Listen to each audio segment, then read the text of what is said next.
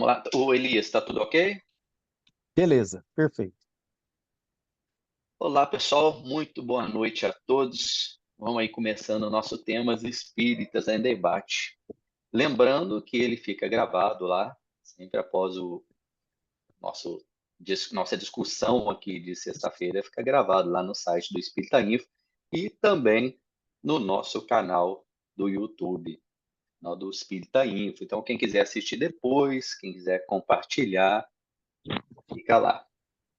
Hoje nós vamos conversar sobre uma questão muito interessante e atual sempre, porque todos nós temos algum talento. Alguns conseguem reconhecer os talentos ou o talento que têm, outros não conseguem reconhecer, mas o fato é que todos nós temos algum talento, alguma coisa especial, alguma coisa onde que nós fazemos melhor. E é essa a questão que a gente vai trabalhar hoje. Nós merecemos esses talentos que nós possuímos? Nosso companheiro Elias Moraes está aí para provocar a gente inicialmente, depois a gente conversa a respeito disso, né? Para dar início, eu vou pedir a Beth para fazer uma prece para a gente, e aí a gente passa a palavra para o Elias.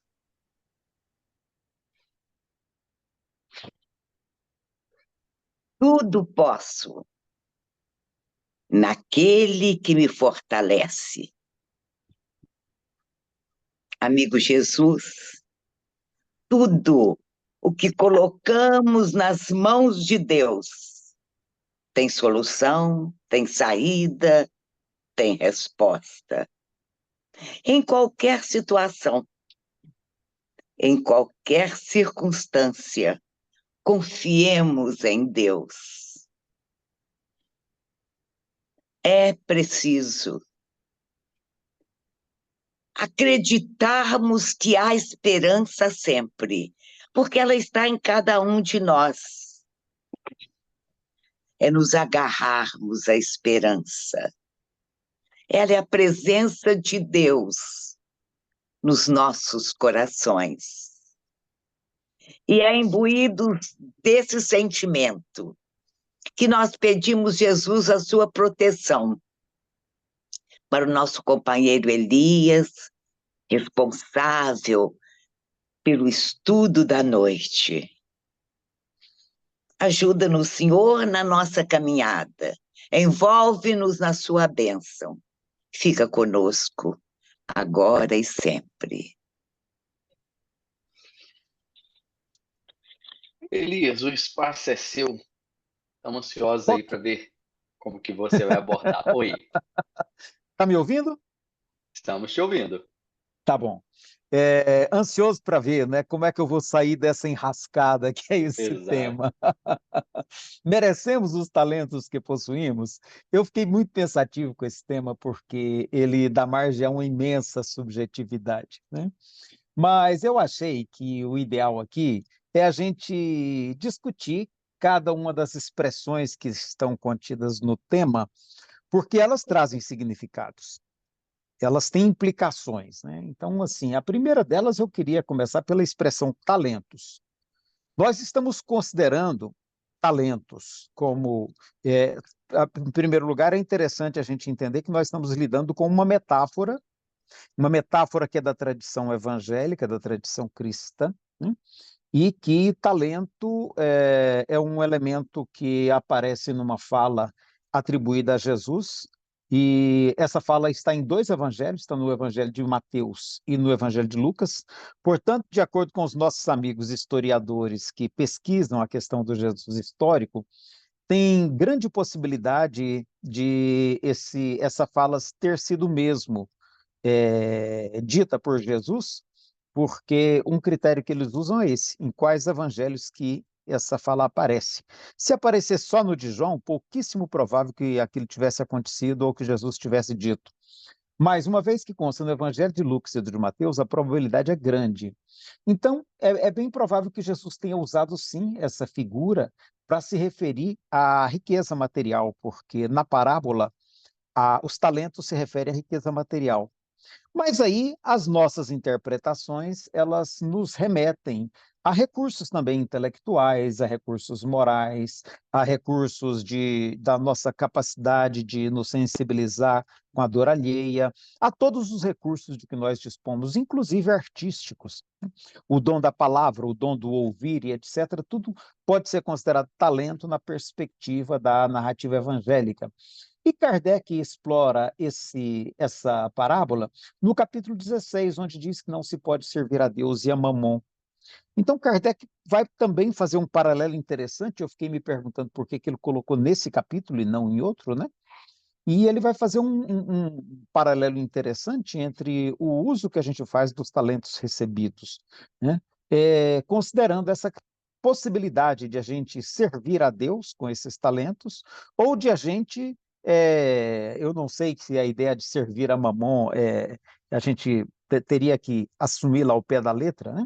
Ou se a gente perder a oportunidade de prestar um grande serviço, ou pior ainda, servir a uma causa que seja contrária a um propósito superior de vida. Então, Kardec vai fazer essa análise. Então, eu acho que a gente pode, sim, considerar talento como toda e qualquer possibilidade, como você mesmo diz aí, que muitos de nós reconhecemos que estamos dispondo delas e muitos nem sequer têm consciência de que dispomos dessas possibilidades. A outra palavra que ela aparece, que é muito importante a gente entender, é merecemos os talentos que possuímos. A ideia de posse precisa também ser discutida. Porque o que a gente compreende por posse? O que é posse? A gente imagina posse algo sobre a qual a gente detenha todo o poder, inclusive, né, eu não me lembro agora qual é o autor que diz, inclusive o poder de destruir. Eu tenho um dinheiro se eu tiver o poder de pôr fogo nele sem que ninguém possa me cobrar nada por isso, porque ele é meu, né? Então a ideia de domínio total, de controle, de poder total sobre o objeto do qual nós detemos a posse. E aí, a gente falando disso, a gente remete, então, ao texto do Evangelho segundo o Espiritismo, agora me falhou o nome do Espírito, né? Ele vai dizer que somente 3 coisas o homem leva desse mundo, tá? A inteligência, os conhecimentos e as qualidades morais. De tudo mais, o que ele recebe ao chegar, ele deixa ao partir. Então, nessa perspectiva, esses bens, tudo que é bem material, não constitui posse nossa. Portanto, a gente talvez até nem devesse considerar como talentos do ponto de vista de posse, né? Possuímos. Nós não possuímos riqueza material. Riqueza material, da perspectiva espírita, ela é empréstimo. Ela é material cedido para o nosso uso, enquanto aqui permanecemos e nada mais que isso. Então, todos os bens materiais, lá no enfoque que é atribuído no Evangelho segundo o Espiritismo, todos os bens materiais são, portanto, recursos ao nosso dispor, para que a gente use em benefício da sociedade, né? Kardec vai trabalhar com a ideia de utilidade providencial da riqueza.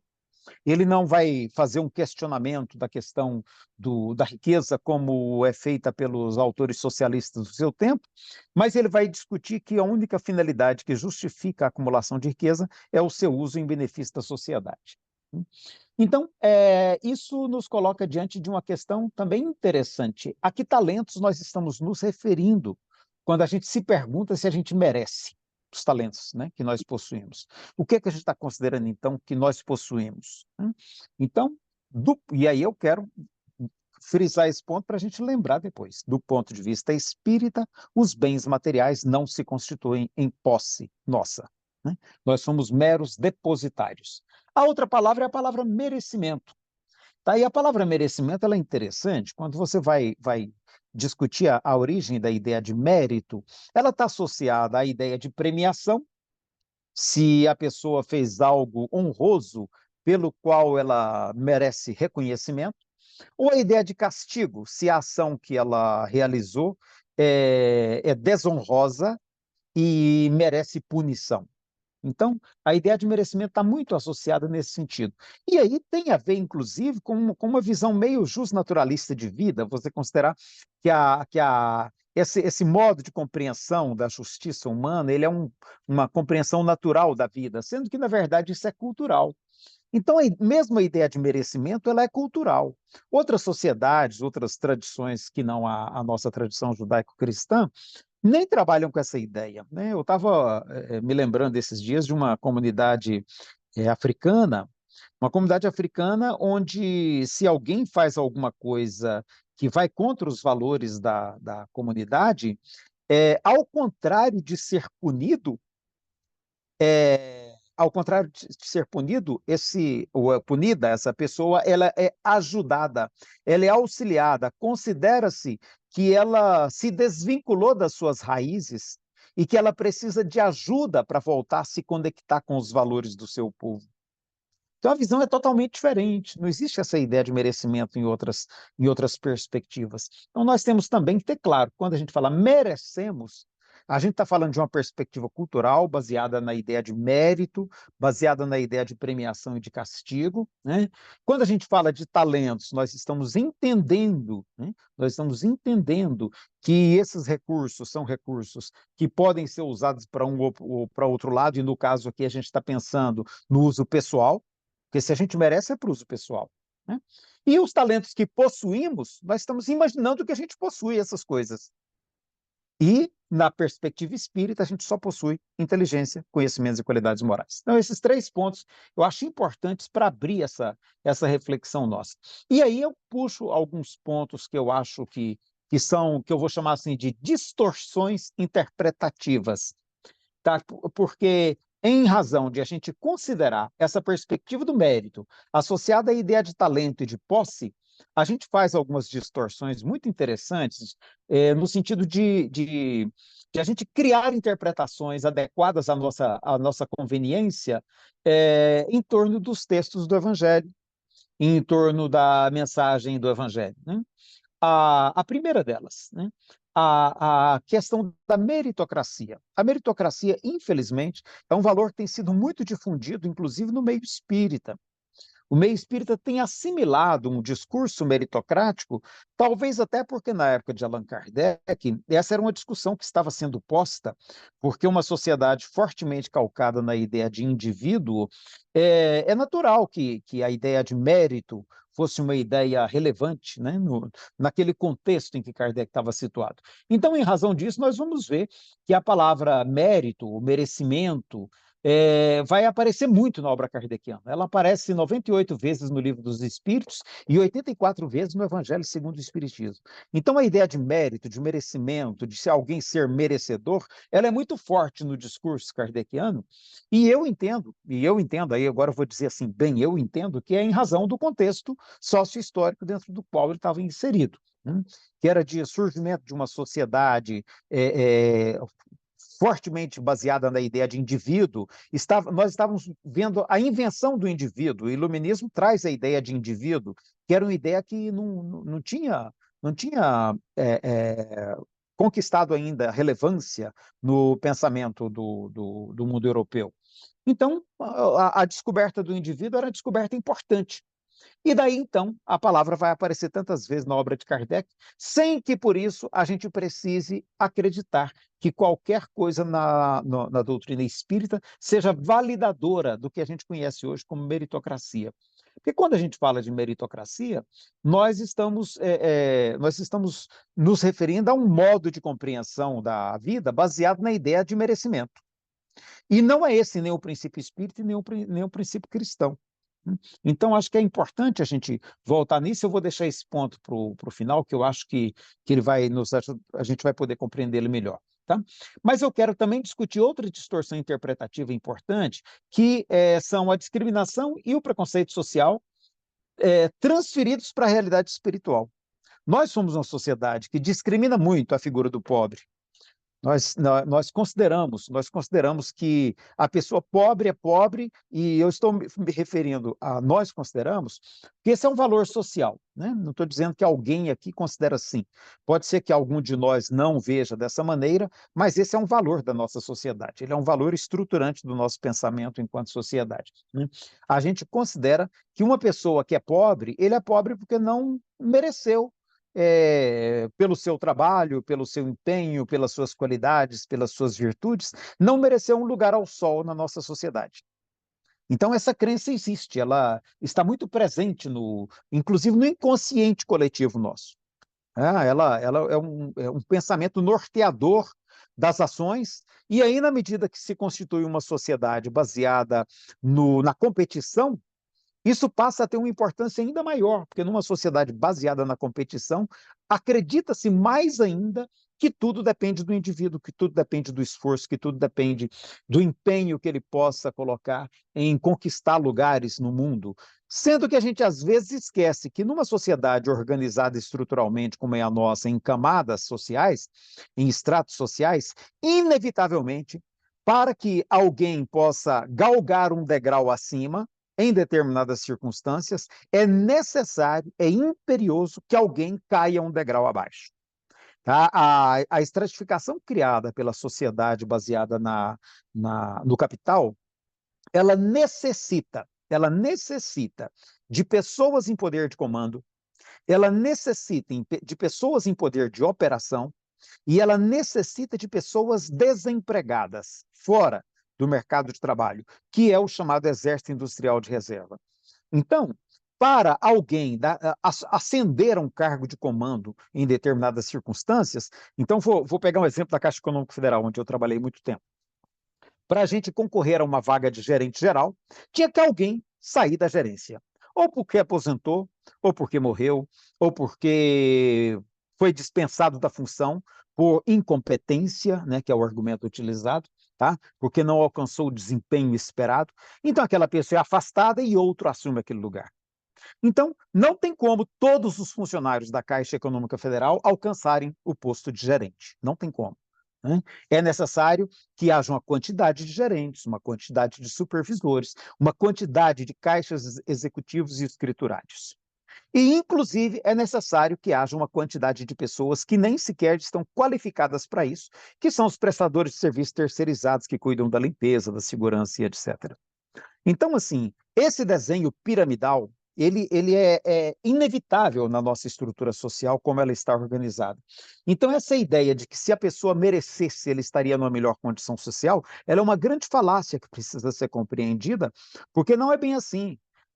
Muitas vezes, lá no Livro dos Espíritos, quando o Kardec pergunta para o espírito a respeito da questão da riqueza justamente adquirida, ele fala, e daí? E da velhacaria e do roubo? O que você diz? É o espírito quem questiona Kardec, né? E da velhacaria e do roubo, o que você diz? Então, nem tudo que parece é. E a gente tem que ter essa visão crítica na sociedade da maneira que está organizada.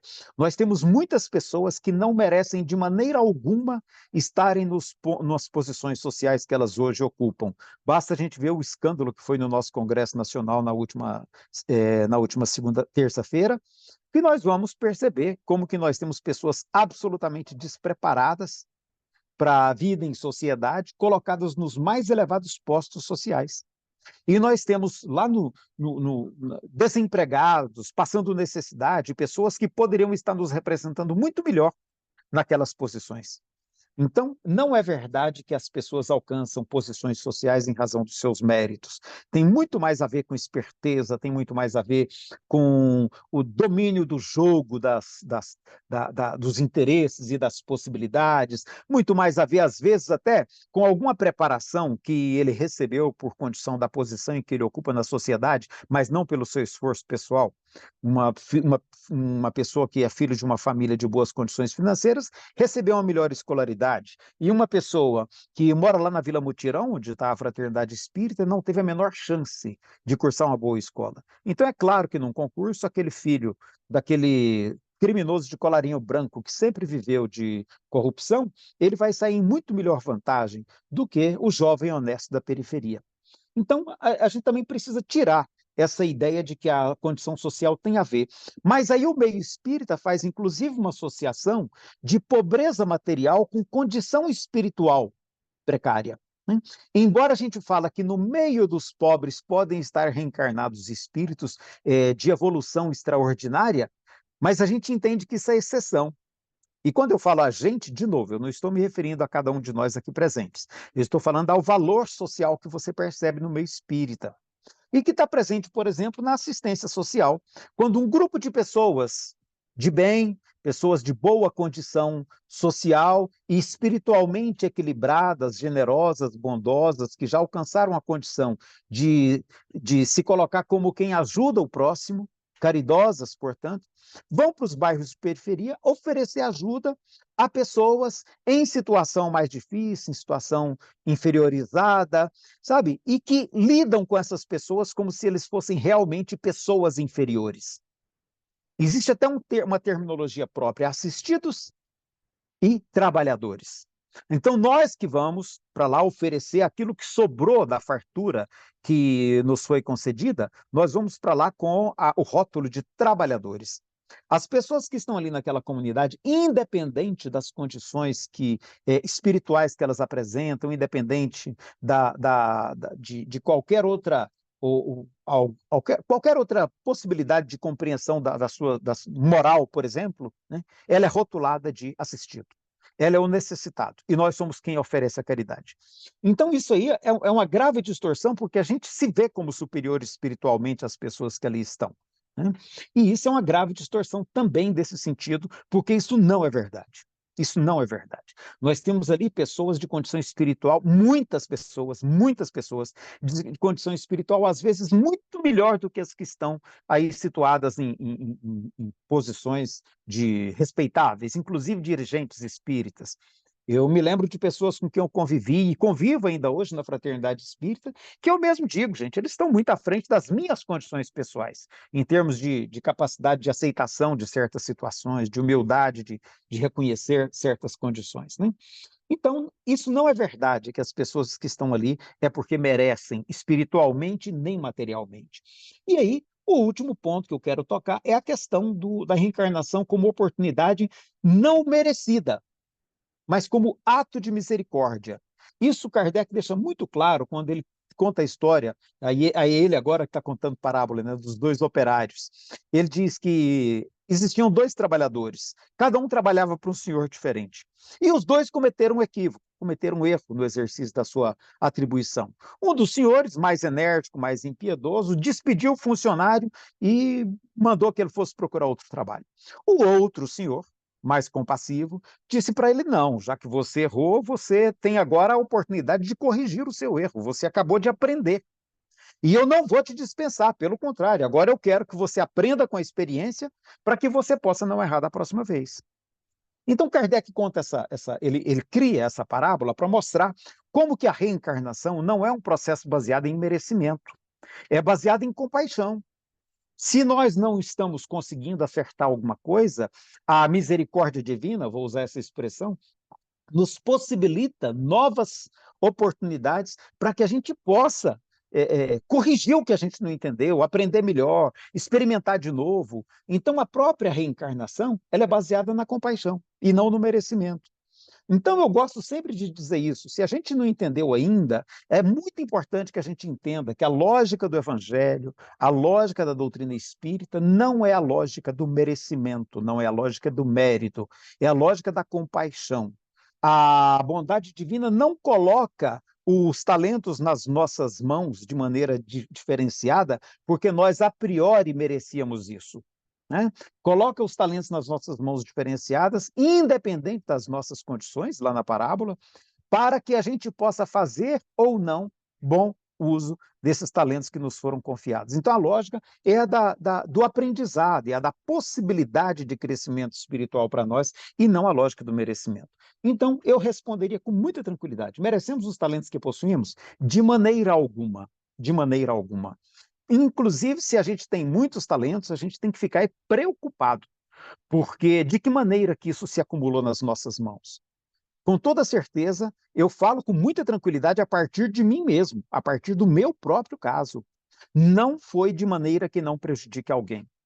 Porque num sistema estruturado em cima do nosso, em cima de especulação como é o nosso, para a gente acumular qualquer valor, alguém tem que estar sendo prejudicado. Então, quando eu falo assim, olha, eu vou confessar meu crime para vocês, né? Eu hoje vivo de uma pequena carteira de investimentos imobiliários que eu fiz ao longo da minha vida para eu poder desfrutar de algum conforto na minha aposentadoria, tá? Mas aí eu sei que para eu ter alguns imóveis rendendo aluguéis para mim, tem pessoas sem moradia, tem empresários, pequeno empresário que está tendo que pagar um aluguel para um proprietário porque ele não tem condições de ter a sede própria para o seu estabelecimento. Então, eu sei que o pequeno conforto de que eu disponho hoje, ele também é fruto da iniquidade. Ele é fruto da iniquidade, né? Ele é fruto da exploração, ele é fruto de privação para alguém. Porque no nosso sistema, para que alguém tenha mais, alguém tem que ficar sem.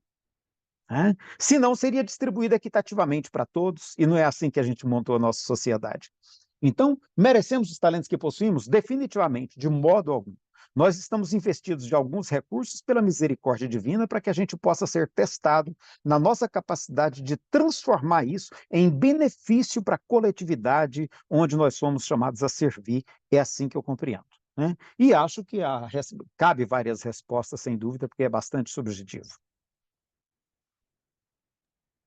Obrigado, Elias. Matou nossa curiosidade sobre como você ia abordar isso aí, sair da enrascada, como você falou, né?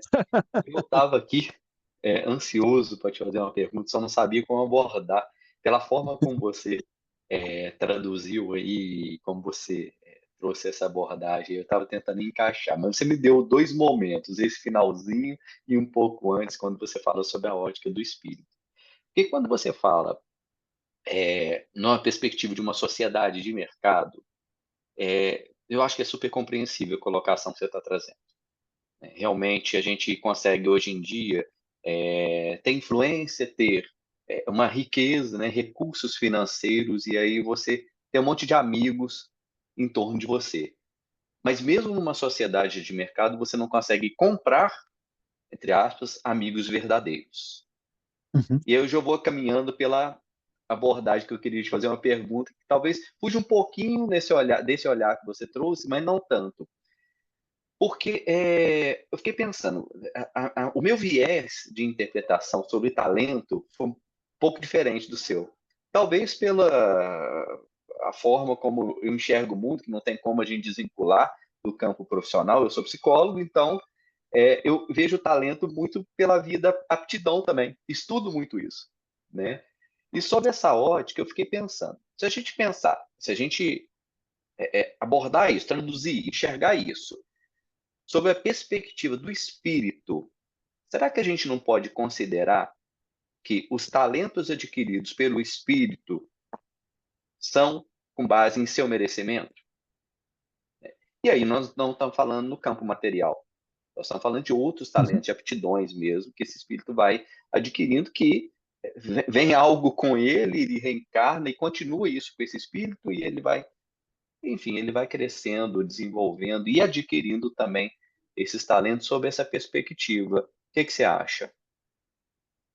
Tem mais perguntas ou já posso responder? Você quer passar por Ricardo? Se você quiser, Não, deixa eu você que responder escolhe. essa então, que eu acho que essa é bem específica, né? Eu penso, sabe, Christian, que mesmo esses talentos subjetivos, esses talentos de ordem moral, a gente tem que ter muito cuidado, porque nós fomos investidos por misericórdia num dado momento, a gente recebeu ajuda, a gente recebeu amparo, a gente recebeu assistência, a gente recebeu investimento espiritual para a gente desenvolver essas qualidades. Sabe? Então, nós também fomos agraciados com muitos outros elementos que nos possibilitaram desenvolver essas condições de saber ouvir, de saber falar, de ter sensibilidade para perceber o drama de alguém. Né? Então, tudo isso também, de alguma maneira, começou em nós por compaixão. Felizes de nós se nós estivermos sabendo multiplicar esses talentos e transformar esses talentos em bem-estar para os outros, mas sem que a gente acredite que eles foram desenvolvidos por mérito próprio. Sabe? Porque não foi por mérito próprio, eu penso que até nesse sentido, sabe? É muito bom, é melhor para nós quando a gente percebe, quando a gente se paute na vida pelo princípio da gratidão. Sabe? Eu acho que é essa a ideia de Deus. A ideia de Deus, sobretudo, é para a gente entender que, de todas as maneiras, o que nós vivemos na vida é a ideia da graça. Eu acho essa ideia muito bonita, sabe? No campo da religiosidade, no campo da religião, eu acho que a ideia da graça ela é muito boa e muito importante. Porque se eu entender que tudo que me cerca é por graça divina, eu vou entender que nada do que eu vivo e do que eu desfruto, inclusive eu mesmo e as qualidades que eu possa dispor, são por mérito meu, mas são por graça divina. E sendo por graça divina, eu posso trabalhar no sentido de multiplicar isso para o bem, para a alegria, para o bem-estar de mais pessoas, sabe? Porque aí essa graça estará sendo multiplicada e não acumulada em torno de mim mesmo, sabe? É assim que eu vejo, embora eu reconheça que são possíveis outras leituras. Passa para o Ricardo, então. Você fez uma abordagem que eu não esperava. Eu esperava uma outra. A sua abordagem foi perfeita. Quando a gente examina a questão do talento, ponto de vista de posses, de títulos, de recursos materiais, de destaque social, eu acho que você colocou de uma forma brilhante e eu acho que nenhum de nós tem dúvida nesse particular, né? Mérito não pode se aplicar numa situação onde prevalece a herança, a hereditariedade, o prestígio da família, a velhacaria, o roubo, a corrupção, a ambição. Isso aí contamina totalmente a questão de mérito com relação à questão social, financeira na Terra. Agora, o título foi provocador e realmente ele abre a possibilidade para interpretações diferentes. Quando eu vi essa pergunta, se nós merecemos os nossos talentos, talento aqui eu entendi como habilidades, tá? Habilidades pessoais. Habilidade na música, habilidade na fala, habilidade no raciocínio, habilidade na memória, habilidade, enfim, algo que não é material, tá certo? Algo que é expresso no indivíduo. E entendi que a pergunta, o que se queria saber, é se essas habilidades são frutos do nosso esforço. Quando a pergunta é essa, eu mereço os meus talentos, para mim, Elisa, veio assim, esses meus talentos, essas minhas habilidades são resultado da minha disciplina, da minha dedicação, do meu trabalho sério, do meu estudo, da minha renúncia? Eu acho que tudo bem, é uma outra forma da gente responder a pergunta. Mas eu penso que a ideia principal seria essa. Um indivíduo que se tornou um grande músico estudava 8 horas de música por dia. Então, o quanto esse sucesso dele como músico dependeu dele, percebe? O Uhum. quanto dependeu dele. Nesse particular, eu acho que a resposta seria em parte. Em parte. Eu acho que a gente, como espírita, não pode negar de forma alguma o esforço pessoal. De forma alguma. Porque negar o esforço é dizer que tudo acontece por forças que independem do indivíduo. Nós vamos caminhar como os materialistas. Não existe livre-arbítrio. Tudo é aleatório. Então, eu acho que esforço, disciplina, renúncia em prol de conquistar alguma coisa, sacrifício pessoal, isso são elementos que a gente não pode desconsiderar. Eu acho que o problema é a gente achar que é só isso. Achar que é só isso. E que tudo que eu consegui em habilidade, não estou falando questão social, prestígio, não. Tudo que eu consegui em habilidade é só resultado do meu esforço. Aí que eu acho que é um grande equívoco, porque não é. Há outras variantes implicadas nisso daí. Começa pela questão cérebro. Ah, sim, mas a inteligência, a gente sabe, depende da condição social do indivíduo, mas em média, ela tem uma herdabilidade de 50%. Isso significa o quê? Que para a neurociência, 50% da inteligência humana vem dos genes. Ora, isso não tem esforço nenhum meu, tá certo? Eu recebi. Isso veio dos genes dos meus pais. Então, isso aí já não tem esforço. Segunda questão, a possibilidade que o meio me deu de que esse esforço valesse a pena, de que esse esforço pudesse ser recompensado. Um astro do basquetebol nos Estados Unidos ficaria rico. No Brasil, possivelmente seria um mero desconhecido ou seria, no máximo, uma classe média. O Neymar faria o sucesso que fez se tivesse reencarnado na Coreia do Norte? A Anitta seria o que é se tivesse reencarnado no Afeganistão? Ah, mas é o talento. Ah, tá. O talento. É o talento. Sim, mas e aí? Esse talento, porque o talento, ele só tem sentido num contexto. O talento não tem sentido em todos os contextos, tá certo? O cara é um brilhante músico. Dependendo do lugar que ele vai viver, aquilo ali não vale nada. Ninguém está nem aí para isso, não tem nem público para apreciá-lo, não é? Então, eu acho assim, considerando o talento como habilidade pessoal e considerando a questão do mérito como se o esforço tem relação com isso, eu diria que sim, sim. Eu mereço no sentido de que eu me esforcei para isso, mas não é só isso, né? Há muitos outros fatores que se somam para que essa habilidade que se expressa em mim realmente ela tenha o significado que a gente imagina que possa ter. Mas eu só quis fazer essa abordagem não criticando a sua, achei perfeita. Você trabalhou um lado e eu acho que a gente pode trabalhar também do outro lado. E aí o esforço pessoal a gente não pode desconsiderar. É o que eu penso. Imagino Perfeito. que você vai querer comentar, né, Eli? Eu confesso, Ricardo, que eu vejo, eu achei ela muito parecida com a provocação do Christian, eu achei a provocação de vocês dois absolutamente semelhante, né? Ela tem a mesma lógica, a mesma estrutura. E aí eu concordo, eu acho que você fez uma análise brilhante também, eu gostei muito da maneira como você trouxe, e até concordo com o em partes que você disse, né? Porque eu realmente acho que é em partes. A única diferença que eu ainda acrescentaria, que é o que eu disse no caso do comentário do Christian, mas eu acrescentaria mais e aí não é por uma análise racional, é por uma atitude de fé, né? Eu acho que agora é fé, né?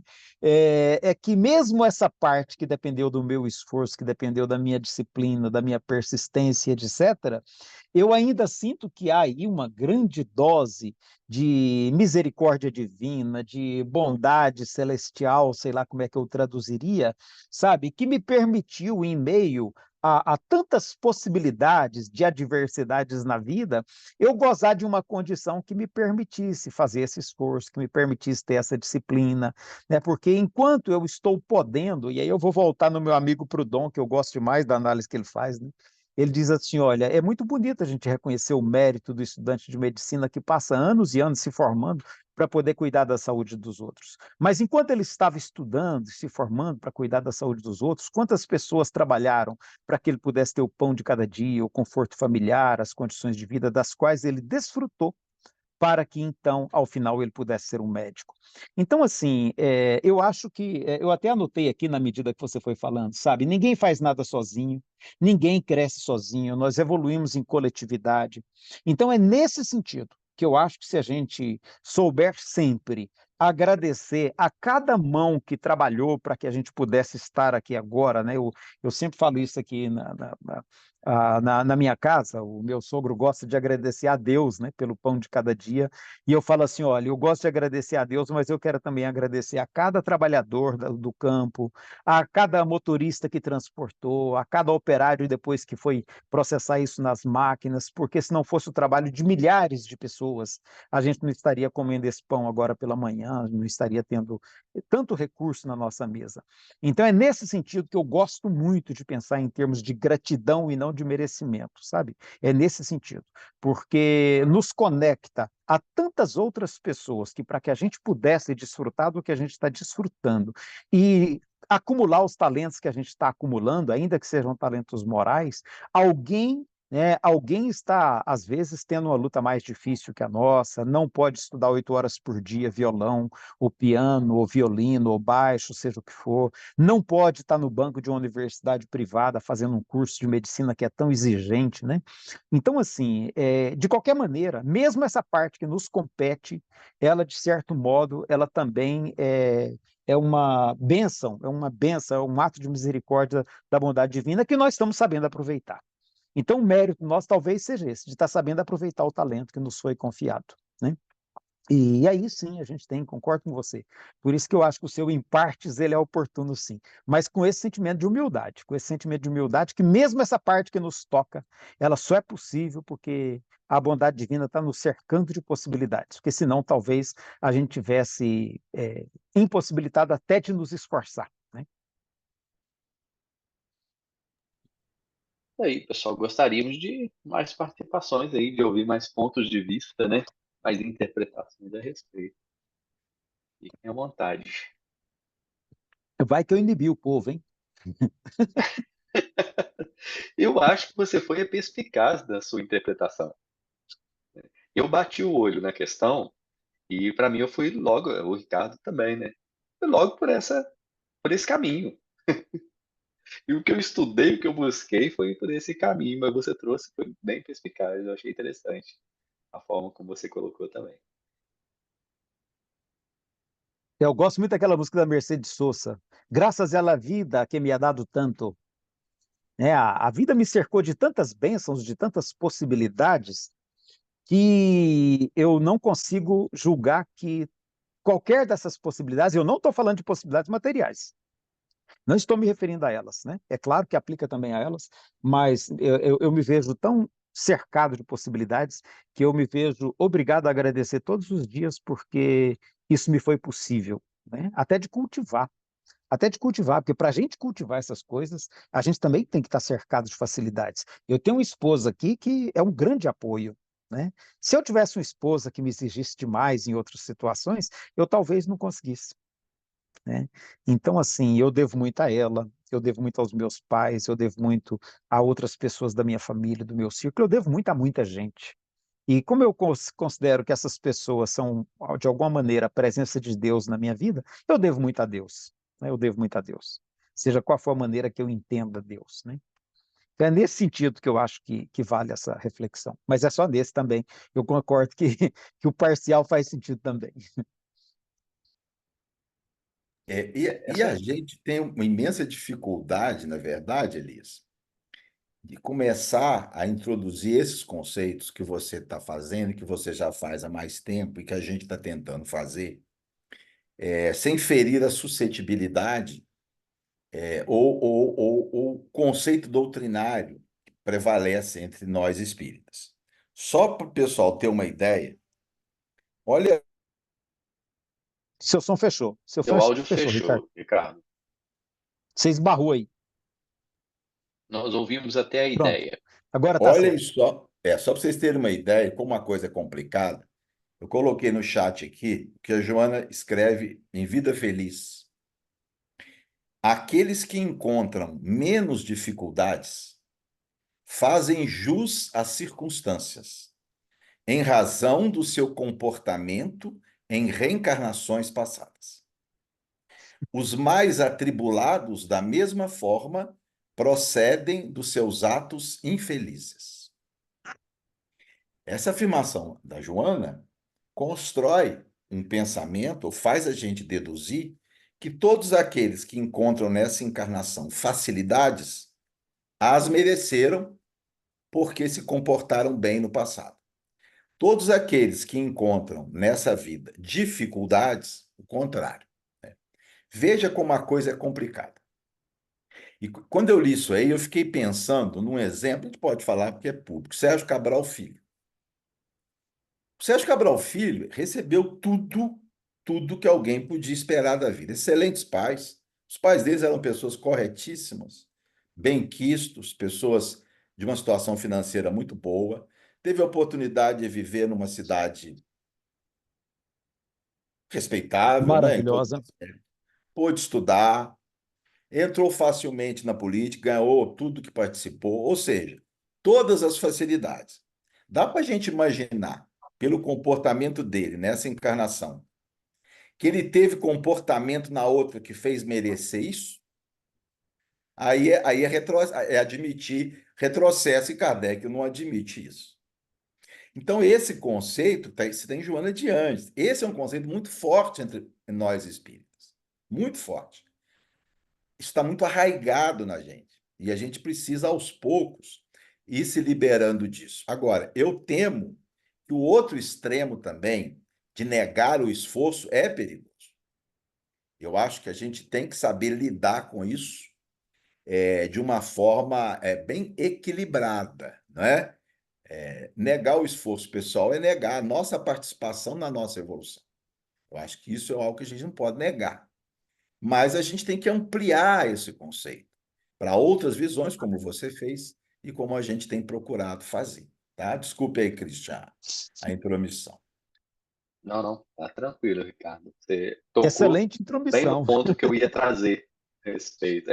Tocou exatamente no ponto. Nós estamos muito em sintonia hoje, cara. Ô, João, fica à vontade, vai lá, meu amigo. Não mande eu ficar à vontade, não. Boa noite, meu povo. Boa noite, João Elias Márcio. Moraes, parabéns. Eu também não esperava, não, meu amigo. Você tomou um rumo aí. Aliás, já esperava que ia ser maravilhoso, né? Não esperava que o tema se ia costurando dessa forma. Esse último comentário do Ricardo, eu entendi bem ou ele quis colocar nascer rico é mérito moral? Complicado isso aí, né? Pessoa que nasce toda condição financeira porque tem mérito moral? Quer dizer que quem nasce pobre nasce sem mérito moral? Eita, um bocado de espírito evoluído aí que nasceu, não tinha nem o que comer, passando fome. Mérito moral eles tinham. Eu acho que associar dinheiro com mérito moral é outra complicação, dá outro TED. Interessante que o Elias Moraes, é claro que não é o objetivo dele, está colocando aí a sociologia, mas se a gente pegar, quanto mais tem talentos, você tem que ficar mais preocupado, porque se acumulou valor, tirou de alguém. O talento não é fruto do esforço individual, é da misericórdia. Se alguém fica rico, ou seja, é um contra o outro, tem alguém ficando mais pobre. É típico, olha que paradoxal, isso é típico da espiritualidade medieval. Essa culpa de cristã de que você só consegue dormir em paz se você só tiver uma maçã. Porque a partir do momento que você tiver 3, essas 2 é de outra pessoa. Então você não tem paz. Então é preciso voto de pobreza. Santo Agostinho dizia isso. Não é pelo seu esforço, é pela graça. Então é interessante esses critérios que se colocou aí da solidariedade na visão do Elias, que parece a espiritualidade da Idade Média. O esforço individual, disciplina, não. Tem muito aí é de misericórdia. Tem muita da bondade de Deus. É Santo Agostinho puro. A culpa que vem em você ter dinheiro é bem Idade Média mesmo. Eu acredito que um milionário ele pode fazer muito mais bondade do que alguém que passa fome. Ele tem uma oportunidade. Se ele vai fazer ou não, aí é complicado. Eu acho que essa visão de colocar eu contra o outro, à medida que eu vou melhorando de vida, tem alguém piorando por minha causa, é horrível economicamente. A economia é uma ciência. Ela pode ser usada a serviço do planeta, de todos, ou pode ser usada a serviço das corporações, do capital, mas a economia é uma ciência. E se alguém na sua casa prospera, não necessariamente os outros estão ficando mais pobres. Nossa, arranjou emprego. Não faça isso, meu filho, os outros agora vão passar fome. Porque quanto mais você melhora, mais os outros piora. É uma visão muito medieval. Isso eu acho que é uma herança que a gente traz das encarnações que a gente foi franciscano, dominicano. E a gente tem uma culpa sexual. Alguns têm mais uma culpa com o dinheiro, com o ter. Eu não vejo o ter em oposição ao ser. Eu vejo o ter como uma expressão do ser. Se eu tenho dinheiro para comprar um livro no seminário espírita, eu tiver dinheiro para comprar 2 livros, eu posso comprar um para mim e para outra pessoa. Eu não penso que eu tenho dinheiro para comprar 2, eu estou tirando de alguém, eu já posso oferecer a ela. A questão, o problema é focado no ter, no acumular. Eu não vejo isso no ter, no acumular. O que é que eu faço com o que eu conquistei ao longo da vida? Qual direção eu darei a isso? Se a gente fosse muito rico, a gente precisava estar dependendo, mandando original para as editoras, a gente próprio lançaria nosso livro e estaria distribuindo gratuitamente. Como a gente não é, precisa estar vendendo, oferecendo a um e outro, compre meu livro, o livro é bom, tem conteúdo bom. Ou seja, é aquela velha ideia, não sei se o Eli vai ver com atenção isso, do Chico Xavier. Virtuoso colocar, deu tudo os direitos autorais para a FEB. E depois foi esmolar, angariar recursos. 6 por meia dúzia. O que é que tem de santidade você dá tudo e depois você vai pedir a outros tudo de volta? Não seria melhor ele aplicar esse dinheiro e não depender de federação espírita nenhuma? Não ficar escravo de editoração nenhuma? E não ficar precisando mendigar? Ele já tinha o dinheiro através dos livros. O Chico Xavier poderia aplicar tudo o que recebeu em prol do próximo. Não, no entanto, eu vou passar para as federações, fico sem nada, zero, aí depois eu vou esmolar, batendo porta e porta. Me dê uma ajuda, me dê 1 quilo de banana, cesta básica. Ué, é meio medieval isso, parece uma coisa franciscana, que tem a sua virtude e seu valor. Só que hoje o que eu acredito é que existem outras oportunidades para se fazer a caridade sem demonizar o dinheiro, sem achar que o dinheiro é o mal. Até a Bíblia coloca que o amor ao dinheiro é que nos afasta de Deus. E quando Jesus coloca Elias, é muito difícil um rico entrar no reino do céu, é muito difícil porque é uma provação difícil, mas não é impossível. E se ele consegue, é uma das tarefas árduas, das batalhas vencidas mais honrosas, porque não é fácil, como você colocou, um rico ser caridoso. Não é fácil um rico ser fraterno. E se ele consegue, nossa, foi uma vitória, porque foi a maior luta travada no meio social capitalista de desigualdade. Então veja que não é no caminho de demonizar nem o dinheiro, a conquista, o esforço dele que ele vai conseguir, seja por misericórdia, seja por mérito, ele pode aplicar em prol do outro. E eu não acho que ele sendo pobre, ele vai ajudar a família dele, a comunidade dele. Ah, eu tenho a oportunidade de ganhar mais no emprego. Não, eu vou continuar no meu, porque se eu melhorar, eu estou tirando de alguém. Eu acho uma visão assim mesquinha, pequena das riquezas que o planeta oferece. Eu acho que tem muita coisa ainda a ser explorada, muita coisa aí a ser conquistada, muita coisa aí esperando que alguém vá pegar. Eu acho que tem para todo mundo. O meu conceito de riqueza material tem para todo mundo, está mal dividido, tem muita gente tomando dos outros, exatamente, mas eu acredito que se a gente construir uma sociedade justa, não é para empurrar os de cima para baixo, não. É para fazer os de baixo subir para cima. E um não vai tirar do outro. Eu acho que isso é uma coisa que gera uma culpa. Porra, você não consegue dormir com isso.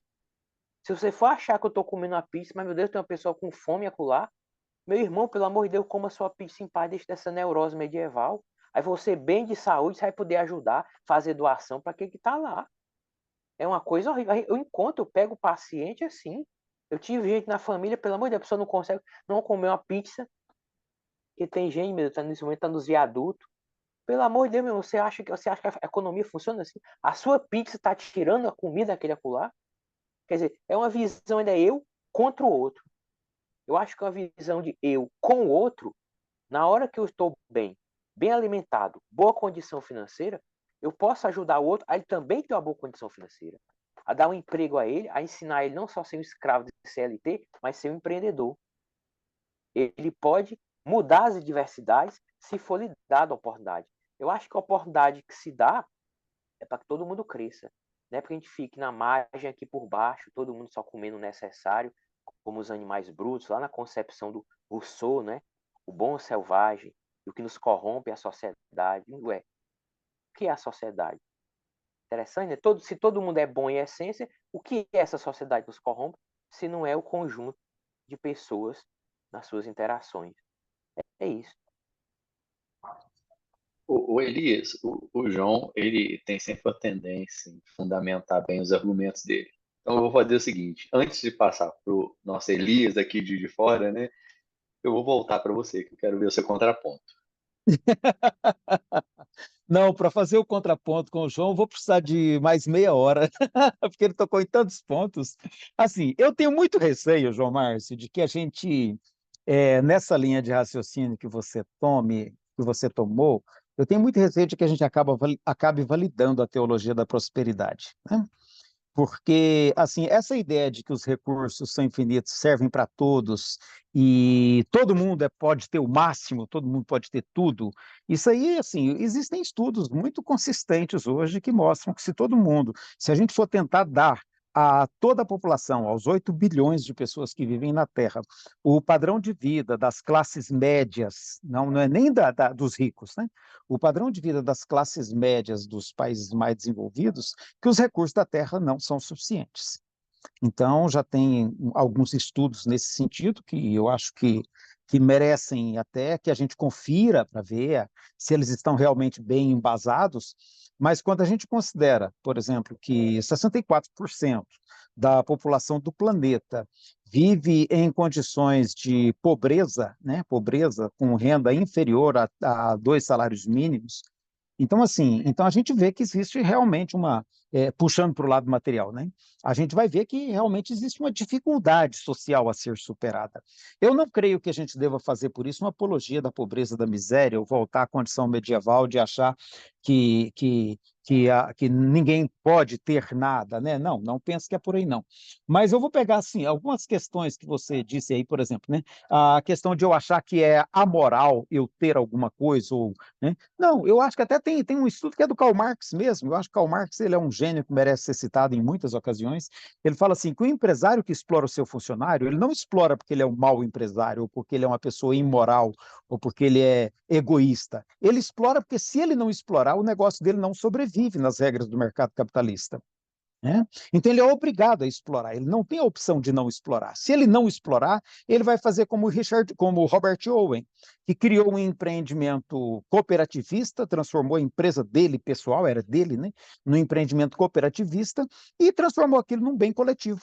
Aí ele fez um experimento que deu super certo. E quando ele foi tentar replicar esse experimento nos Estados Unidos, já não deu certo porque a economia já se relacionando no mercado baseado em competitividade, o negócio dele fracassou e toda a fortuna dele se perdeu. Então, assim, não é só uma questão moral, é questão do modo como o sistema está colocado. E eu acho, sim, que a gente tem que trazer a sociologia para nos ajudar a compreender o espiritismo, como a gente tem que trazer a psicologia, como a gente tem que trazer a antropologia, a física, a química, a biologia, todas as ciências nos ajudam a compreender melhor o espiritismo, né? Então, quando você falou do ter como expressão do ser, eu acho que você voltou no raciocínio da Joana de Ângeles, que você questionou, né? Porque o que o texto da Joana de Ângeles afirma é isso, é que o que nós estamos recebendo hoje é decorrente do mérito conquistado nas vidas passadas, o que é matematicamente impossível. Porque é matematicamente impossível. Então, assim, me perdoe, Joana de Ângeles, me perdoe, Divaldo Pereira Franco, né? Um cálculo matemático muito pequeno desmonta essa teoria todinha, joga por terra. Tá? Porque é o que o Ricardo falou, é uma crença que se desenvolveu no meio espírita e que tem sido repetida por palestrantes, por oradores, por médiuns, por espíritos, né? E a gente não sabe se é em razão do espírito ou se é em razão da influência do médium, né? Mas essa ideia de que quem ainda tem hoje um recurso é porque acumulou méritos em vidas passadas e quem não detém é porque não acumulou, ela não se sustenta, né? Matematicamente. Um simples cálculo joga isso tudo por terra, porque a quantidade dos não merecedores, então, tá, seria infinitamente maior em razão de quê? Né?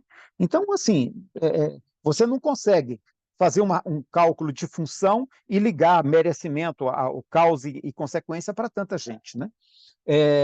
E aí é algo que a gente tem. Eu estou vendo que o seu raciocínio está bem na questão da utilidade providencial da riqueza, que é o raciocínio que Kardec adota. Sim, essa é uma das possibilidades, né?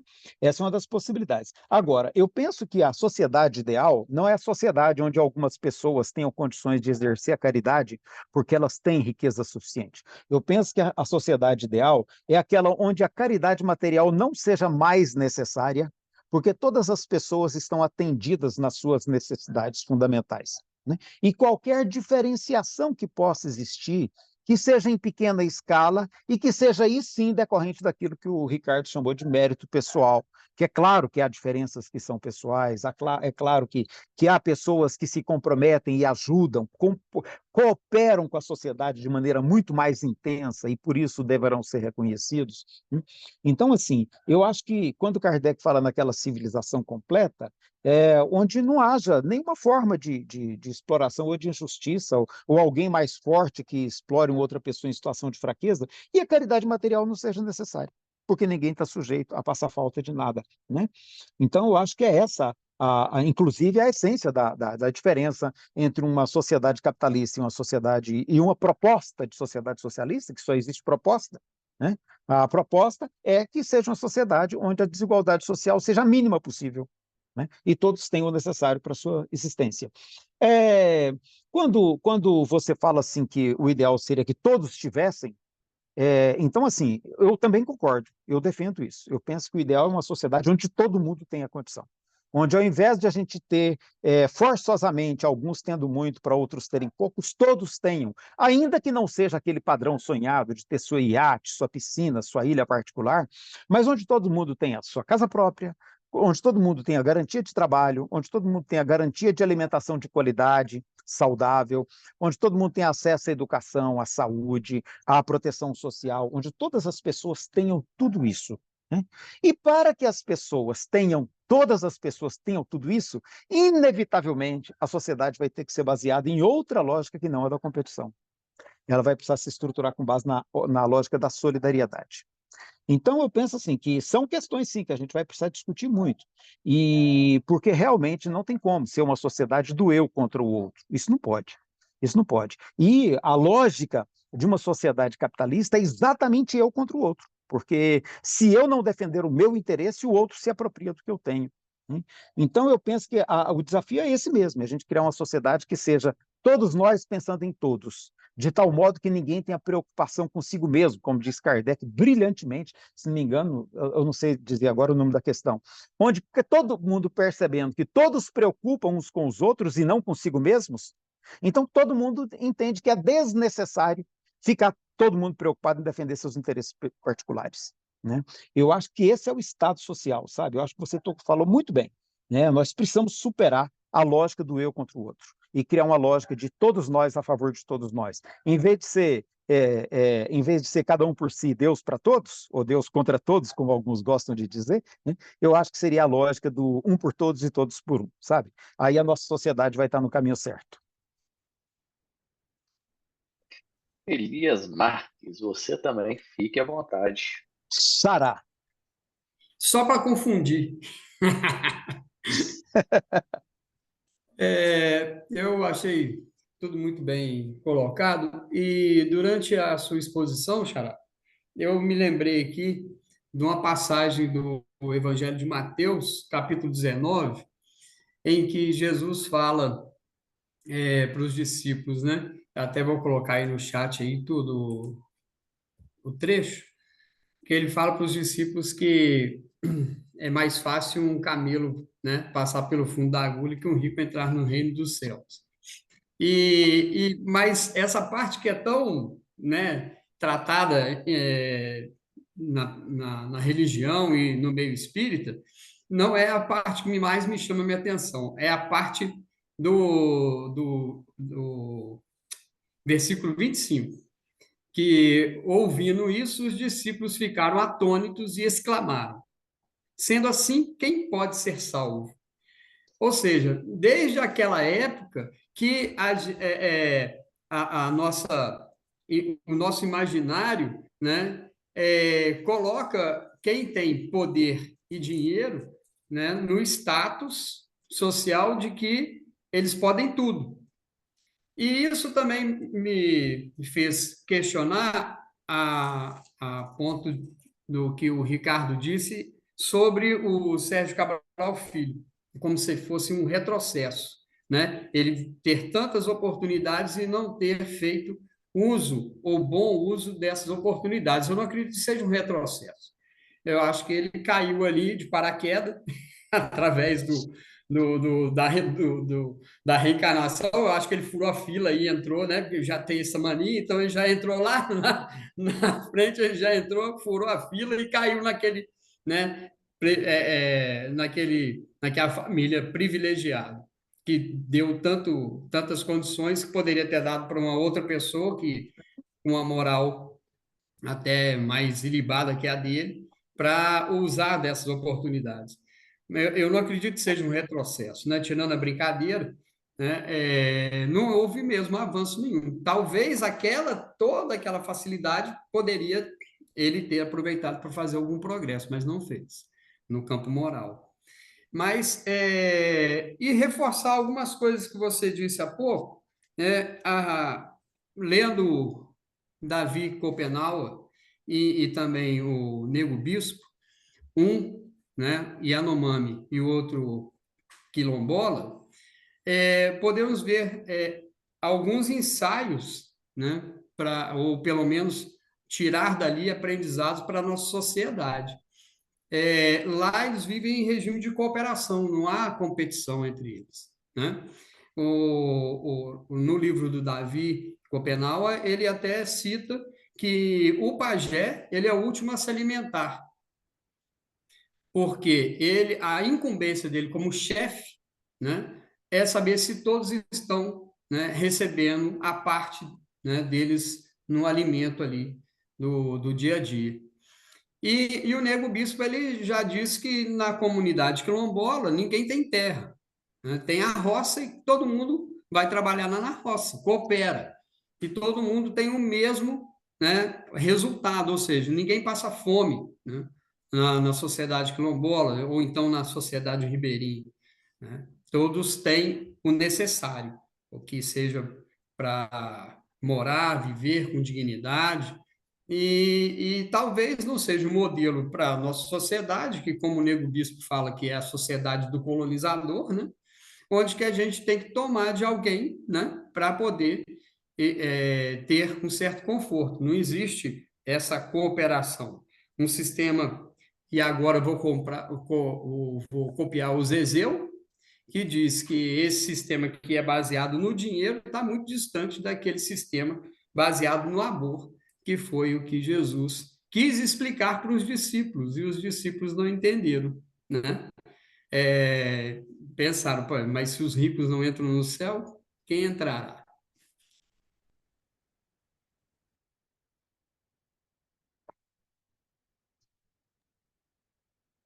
Quer fazer algum comentário, Eliso? Posso passar para o Zenóbio? Então, deixa eu comentar, eu Eu, acho muito interessante isso que o Xará trouxe, né? Porque eu gostei muito do exemplo do Davi Copenaua. Existe entre os Yanomami um outro preceito que é muito importante. Deixa eu aproveitar e fazer um merchandising aqui, gente. Eu estou com essa camiseta da Abrepaz, e com essa camiseta da Abrepaz, para a gente poder lembrar dos nossos colegas. Eu sei que o Fábio mais a Mirella estão passando uma série de dificuldades, e a gente precisa envolver os dois com muito carinho, porque eles são uma força também nessa preocupação de um espiritismo mais voltado para o lado de solidariedade, da solidariedade e do humanismo. Então, acho que será bom se a gente puder estar lembrando sempre da Abrepaz como alguém que merece todo o nosso carinho, todo o nosso apoio espiritual, emocional, de pensamento, sabe, para que eles possam superar as dificuldades e estar aí na militância de novo com a gente, trazendo as boas ideias. Então, a questão do que eu achei importante na fala do Xará é que entre o povo Yanomami, você não caça para si mesmo, é até um princípio. É um princípio isso. O animal que você caça, que você abate, aquele animal você deve disponibilizá-lo para a comunidade. Você não come do animal que você caçou, é indigno. Se você come do animal que você caçou, você está sendo um mau caçador. E os chapiri, os espíritos da floresta, deixam de abençoar você na sua caça, porque você está comendo do animal que você caçou, sendo que ele deveria ser doado para os demais. Então, a preocupação dentro de uma comunidade Yanomami é que todos caçem e, ao final, todos sirvam a comunidade como um todo, e eu vou comer daquilo que o meu amigo caçou, do que o outro amigo caçou, e o outro amigo vai comer do que eu cacei, e assim por diante, e todos nós nos alimentaremos. Então, assim, é outra lógica. É outra lógica. A gente que está imerso nessa lógica da competição, do cada um para si, Deus para todos, a gente não consegue imaginar o que é isso. E quando o Xará trouxe a ideia do Nego Bispo, até existe um preconceito, que é bom a gente perceber isso. O Karl Marx e o Engels chamaram isso de comunismo primitivo, porque eles acharam que era um comunismo numa forma atrasada, de sociedades atrasadas. Ele não percebeu, e a sociedade europeia não percebeu, que, na verdade, isso era uma prática altamente evoluída de espíritos em condição moral, talvez, muito melhor que a nossa, e que por isso pensavam em termos de coletividade e não de individualismo. né? Então, essa ideia de comunismo primitivo nessas sociedades quilombolas ou nas sociedades, nos povos originários da América, é uma visão equivocada que a gente precisa superar. Os dois Davids, né? O David Wengrow com o David Graeber, naquele livro Despertar de Tudo, eles mostram que, na verdade, nós tínhamos sociedades aqui nas Américas muito mais avançadas do que a nossa do ponto de vista social, do que a sociedade europeia do ponto de vista social. Tanto que Tocqueville se inspirou para escrever sobre política nos modos de relacionamento político observado nas sociedades, e aí agora me falhou o nome, tá? Que é uma sociedade indígena da América do Norte. Tá? Então, o Tocqueville se inspirou nos modos de fazer política daqueles povos indígenas da América do Norte para sugerir o modelo da democracia moderna que todo mundo acha que foi inventado pelos europeus. Né? Então, isso está muito claro que o Tocqueville cita explicitamente o David Wengrow, mas o David Graeber, eles citam explicitamente no trecho do livro do Tocqueville o ponto onde ele comenta, tá? Esses costumes e esses modos que eles vão dizer, olha, eram modos muito mais avançados do que o que existia na Europa, que era a monarquia. Então, a gente talvez tenha que reconstruir o nosso olhar sobre esses povos, que a gente aprendeu pela teoria da raça adâmica, que é uma teoria da qual Kardec se usou e trouxe para dentro do espiritismo, que, por incrível que pareça, a gente precisa entender esse, né? Que é um movimento, a gente sempre está usando linguagens da ciência para explicar o espiritual.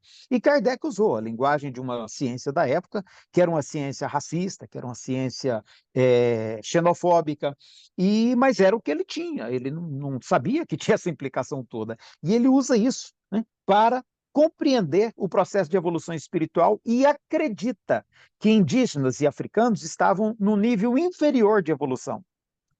Então, isso os estudos antropológicos de hoje vão colocar isso por terra e vão dizer, peraí, quer dizer que o que chega matando, destruindo, roubando, tomando tudo, é superior ao que recebe hospedeiramente, né? Fala, seja bem-vindo, e recebe com toda gentileza e depois vê que vai ser morto. Então, quer dizer, há uma inversão de valores total. Então, eu acho que o bispo, o nego bispo, ele nos dá uma aula de civilidade quando ele mostra que é possível viver, e se a gente quiser em sociedade, viver um processo mais voltado para o coletivo, mais voltado para o bem-estar de todos, mais voltado para esses valores, sabe, do cuidado com o outro e não de si mesmo, com certeza é possível, né? Com certeza é possível, mas a gente vai ter que reconstruir todo o nosso modo a nossa visão de mundo, sabe? Todo o nosso imaginário social, a gente vai ter que reconstruir, porque para nós ainda, sabe, competição é um valor bonito e importante. Né? Tanto que o merecimento é resultado de certo modo, dessa ideia de competição. Eu mereci porque eu fiz, porque eu me empenhei, porque eu me sacrifiquei, porque eu lutei, sabe? Então há toda uma visão focada no indivíduo e focada na ideia de competição. Enquanto que, às vezes, numa perspectiva de solidariedade, de coletivo e etc., a gente teria outros olhares para a gente compreender um modo de vida muito melhor, sabe? Muito melhor, onde não houvesse ninguém excluído do processo, como a gente tem, infelizmente, no nosso modo de organização atual. Quando a gente está vivendo uma coisa boa, um momento bom, né? Parece que o relógio acelera, né? Então, Agora que eu vi, é só 15, não é 30. Isso, nós estamos com avançada da hora, então vamos fazer o seguinte, nós vamos encerrar com a participação do Zenóbio. Tá bom. Então, vou ser bem rápido, ao conterrâneo aí, prazer em vê-lo novamente. Seria só um questionamento, porque como eu ainda acho muito empedernido, quando eu acho que ainda estou abaixo do primeiro degrau, ainda nem consegui no primeiro degrau, sou super competitivo, a minha vida inteira foi de competição, mas eu tive sempre um problema, sobre esse merecemos os talentos que possuímos. O meu problema era não em merecer. Eu nunca soube aceitar os talentos que foram me dados. E com isso eu fui muito prejudicado. Várias fases da minha vida, eu não conseguir viver, me satisfazer, ou não ser merecedor dos talentos. Eu não soube receber esses talentos que foram me colocados. Isso também daria um bom TED. Fica para você, João Márcio. Um grande abraço, prazer em vê-lo. Jesus te proteja. Obrigado. Muito obrigado. Muito Um abraço, obrigado. amigo. E degrau começa de baixo para cima ou de cima para baixo, nessa escada. Ou de lado, né? Pode ser de lado. Ou de lado. Então, você está no segundo degrau, pode ser lá de cima também, tá, Zenóbio? Dizem que no círculo não tem degraus. Isso, brincadeira, tá, Zenóbio? Gente, olha que só que coisa gostosa, né? Pensamos, obviamente, o mundo é assim. A gente pensa diferente, porque nós enxergamos o mundo através de histórias, de trajetórias diferentes, né? Mas é gostoso ter uma conversa onde a gente tem pontos de vista, às vezes, até opostos, poder trocar e ainda assim sair daqui satisfeitos e enriquecidos, ao invés de chateados uns com os outros, porque a gente está conversando sobre ideias, né? Que bom se toda conversa pudesse ser assim. Infelizmente, o mundo não é, né? E assim a gente vai encerrando o nosso TED de hoje. Eu vou lembrar vocês que nós voltamos daqui a 15 dias, portanto, no dia 21 a gente está aqui de volta, às sexta, às 8 da noite, com mais um convidado aí que vai nos provocar, colocar o seu ponto de vista a respeito de assunto. E lembrando mais uma vez, está lá no site do Espírita Info, gravado, e no YouTube, no canal do YouTube do Espírita Info, tá? Zé Elvésio, pedir para você encerrar para a gente com uma prece. É sempre bom, né? Esse encontro é sempre bom te ouvir, viu, Elias? Um forte abraço. Obrigado, Elvis. É sempre bom ouvir a opinião de todos os que puderam falar aqui, nos ajudando a refletir positivamente sobre esse assunto, né?